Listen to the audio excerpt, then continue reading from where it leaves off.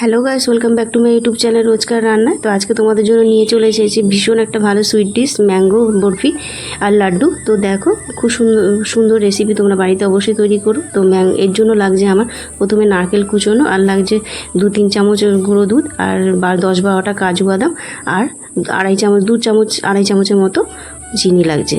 চিনির পরিমাণটা আমি কম রেখেছি যেহেতু আমটা প্রচণ্ড মিষ্টি ছিল। তো প্রথমে আমি কি করে নিচ্ছি, যে নারকেলের যে পেছনে ব্রাউনি যে থাকে সেটাকে আমি শক্ত যে ছিলকাটা যে থাকে সেটা আমি কেটে নিয়ে ওটা মিক্সারে ব্লেন্ড করে নিয়েছি, কুড়িয়ে রেখে দিয়েছি সাইডে। এবার আমি আমের যেহেতু এটা প্রিপারেশন, সেহেতু আমটাকে ভালোভাবে ছিলে নিয়ে এবার আমি এটাকে টুকরো টুকরো করে মিক্সার গ্রাইন্ডারে দিয়ে দেবো, দিয়ে এটাকে ব্লেন্ড করে নেবো। ঠিক আছে, তো এইভাবে দেখো কুচিয়ে নিয়েছি, টুকরো টুকরো করে নিয়েছি, বলতে টুকরো টুকরো করে নিয়েছি, করে নিয়ে মিক্সার জারে দিয়ে দিয়েছি। আর ওর মধ্যে দিয়ে দেবো যে কাজুগুলো রেখে দিয়েছিলাম, সেই কাজুটাও দিয়ে দেবো। এবার এই দুটোকে এবার ব্লেন্ড করে নেবো। ঠিক আছে, ব্লেন্ড করে নিয়েছি, দেখো হয়ে গেছে ব্লেন্ড। তো এই ব্লেন্ড করে নিয়েছি। এবার এরপরে আমি ননস্টিক একটা প্যান বসিয়ে দিয়েছি, খুব মিডিয়াম টু লো ফ্লেমে।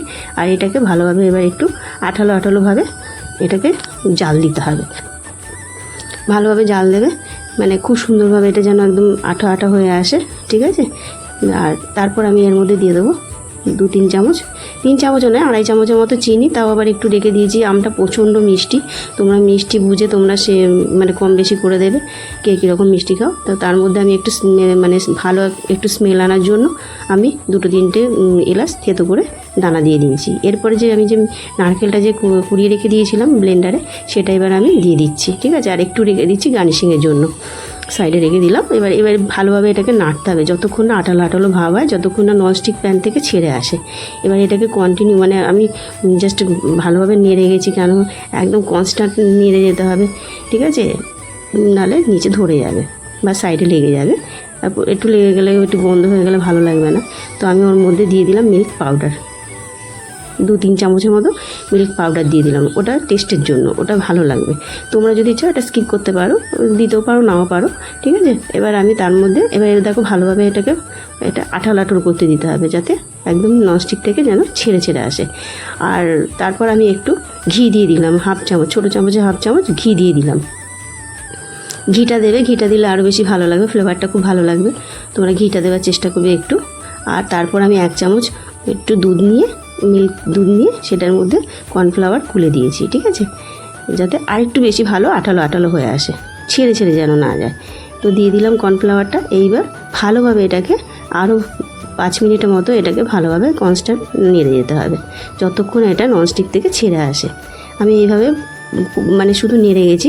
আর তোমরা এই রেসিপিটা বাড়িতে অবশ্যই তৈরি করো, খেয়ে দেখো, আমাকে কমেন্টে জানিও কেমন লাগছে। আর ম্যাঙ্গো তো এখন বাজারে অ্যাভেলেবেল, কোনো ব্যাপার নয়। আর শেষের দিকেও চলে গেছে যদিও। ঠিক আছে, তাহলে তোমরা আমের যে সিজনটা, সেটা তো একটু আনন্দ উপভোগ করো। তো দেখো আমি এই নেড়ে চেড়ে দেখছি যে অনেক আমার হয়ে গেছে, ছেড়ে গেছে, বেশ গোল হয়ে গেছে। হাতের মধ্যে নিয়ে দেখবে যে একটু আঠা ভাব হয়ে গেছে, যখন গোল একটা পাক মতো হচ্ছে, তো এটা অলমোস্ট ডান হয়ে গেছে। ঠিক আছে, এরপর আমি হাতে সামান্য একটু ঘি নিয়ে একটা বাসনের মধ্যে নিয়েছি। আমি ইচ্ছে করেই কেকের মোল্ড নিইনি, তো একটা বাসনের মধ্যে নিয়েছি যাতে একটু সুবিধে হয়। আর আমার পরিমাণটাও খুব সামান্য ছিল, বেশি ছিল না। আমি ওর মধ্যে একটু ঘিটা লাগিয়ে নিয়েছি যাতে তুলতে সুবিধে হয়, সেটটাও ভালো মতো বসে যায়, তুলতে সুবিধা হয়। তো এরপরে আমি ম্যাঙ্গোর যে পেস্টটা যে তৈরি করেছি, যে গ্রেভিটা, সেটাকে এবার আমি ভালোভাবে থালার মধ্যে, মানে বাসনের মধ্যে দিয়ে দিচ্ছি।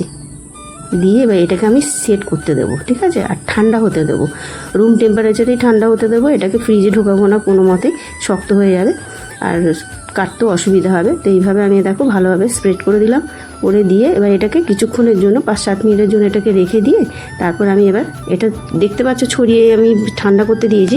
এরপর আমি না একটা সাইড করে বেশ সুন্দর মতো একটা কাটিং করে, এই যে দেখো একটা সাইড করে নিয়েছি পজিশন মতো। তোমরা পজিশন মতো একটা সাইড করে নেবে।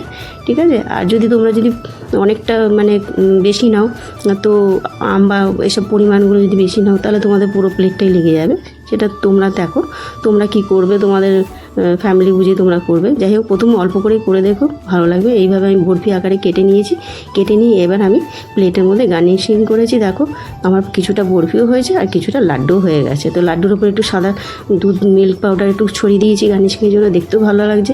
কাজু দিয়েছি, পেস্তা দিয়েছি, এসব দিয়ে গার্নিশিং করেছি। Thank you.